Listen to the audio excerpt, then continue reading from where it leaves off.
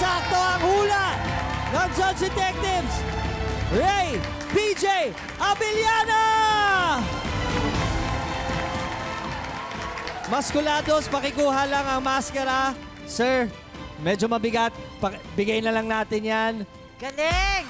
Salamat ng marami sa pagpasok mo dito sa Masked Singer at sa iyong pasensya. Sir, kamusta naman ang experience mo? It was a roller coaster ride. You know? Ang hirap nito for the many times dito sa karir ko ngayon ko lang na-encounter ito. Kami mga kasama, mga kaibigan. Hindi biro ang magsuot ng mask and mag-disguise. Even pagdating mo pa lang sa studio, naka-disguise ka na. Yes, naka-covered.